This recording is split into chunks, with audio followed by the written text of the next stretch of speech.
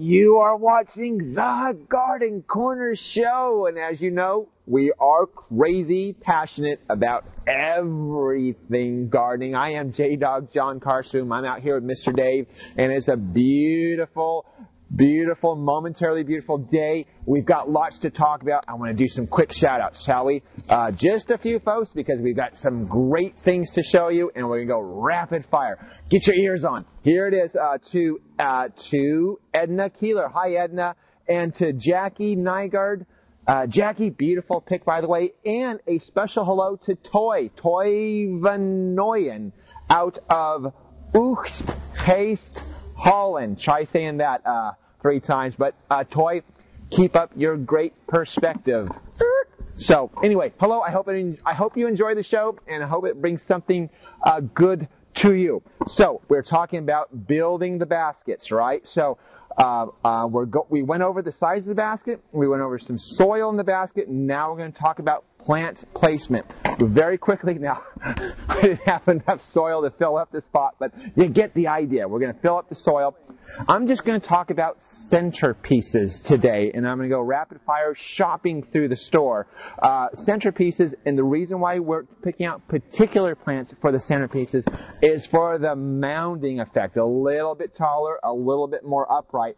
Folks get confused about that, so we're going to choose 2 plants to go in the center of this. It can be the same 2 plants. It can be 2 different plants, but I'm going to give you some options. So now, as you can see behind me, the tables here are organized by color. We're color coordinated. So the yellow plants, the yellow blooming plants go on the yellow, the blues go on the blues, pinks, whites, reds, oranges. So, but let's go through some options on centerpieces, shall we? So now, how can we tell some things are centerpieces? All of these items, by the way, are what we put in our I want to say almost famous Lake Oswego baskets, and the name is changing. Thank you very much, by the way. So now, here's some options, and here is how you're going to know that these are great centerpieces. So this is a red nasturtium, Nasturtium Red Wonder. You go, wow, a nasturtium in the middle of a basket? Well, they are very upright. They don't show a whole lot of color. They just show the green. They trail down tremendously as well. But they do make a great mounding effect. Now, the Calibrachoas here as well. The Calibrachoas are what are commonly known as million bells. Not all million bells make for great centerpieces. This particular one, Cali Red, remember that one. That can make for a great centerpiece as well. So where that is in the red. Oh, I'm sorry, Mr. Dave. I'm going to sneak over here as well. The Nemesias. Let me grab some blooms. Most of the Nemesias can do well as your focal point centerpiece plant as well. So if you want some reds, some striking yellows, a few other colors, I believe, they can also do well. Now, I'm going to write all of this down underneath the video, so you'll know these. So that's in the red range. Let's go further on down to the oranges, shall we? Now, any of the osteospermums. Now, the osteospermums oftentimes are the orange. I want to call them African daisies. So these guys, all very, very upright. There's some goods and bads about them.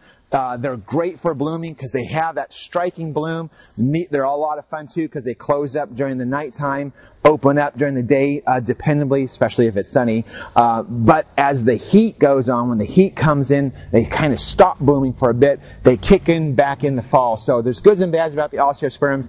Comes in a whites, blues, and oranges mainly. Use that very sporadically at best. Again, the Calibrachoas, the orange sunrise is a great one too. So remember that one. And here's also, by the way, if you tend to shop here, this is how we're going to let you know I do well in the center of your basket. Very, very easy. Let's take a look at some whites over here, shall we? Let's say, you know what? We're going to do some whites and pinks at the same time because we're going to wrap up here pretty quick. Any of the dioecias. The dioecias, this is Darla Rose. You can see these are very, very upright. They make for a great color. They're very, very early. Now, if the basket is very accessible to you, this is one of the few plants that that we use that actually require a little bit of cutting. Now, we put them in there, but we have so much else in there that when they finish blooming, we don't really have to cut them back. But if you want them to continue on, shear this back. Give it a good haircut after it finishes blooming. You'll continue bloom all through the summer months. So let me see. Again, another set of Calibrachoas. Remember, not all of the million bells are good. Stay away from the blues as far as the centerpiece of the plant is. Also, take a look. Now, you can notice that a lot of this is very, very upright. So that kind of gives you a clue into how that's going to grow. Now, on the white side of things, a helpful hint there is the Verbenas. Now, this is a lanai blush white. Keep that one in mind. Also makes for a great centerpiece. And, of course, you get the famous tag in there that says, hey, I am a great centerpiece. No, it says, I do well in the center of your basket. Even better. So, also, not only the lanais, this Tappian white. Not all of the Verbenas, again, are great centerpieces, but Tappian white is a very good selection for a centerpiece. So, and then we're going to finish it up just on the yellows. Actually, we got yellows and blues to go through. Some more Calibrachoas. Great deep yellow. There's also a canary yellow that can do well as your focal points, and some more Nemesias. Here's very, very striking Nemesias. The Nemesias, same trick on the Dioecias. Shear that back and you can get that to bloom constantly. So it will rebloom on its own, by the way, lest you don't even get to cutting it back. All over in the blue section, we are wrapping it up. Heliotrope is okay. I wouldn't want to put that in a basket that I couldn't pluck them, but keep that one in mind. Here is a top secret one. Take a look. No one knows about this one. Use this one. It's a great one. It's Scaevola. This one is called Blue New Wonder, and it sneaks. You won't see anything until late summer, and that's when it shows all these blue blooms in there.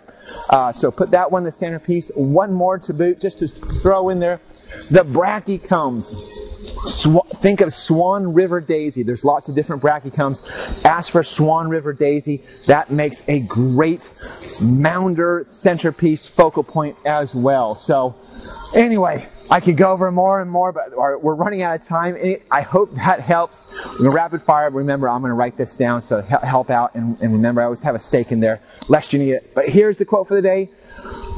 Don't cry because it's over. Smile because it happened. Thank you very much, Dr. Seuss. That's the show for the day. Always live your passion. See me right out of the sunset on the color TV screen.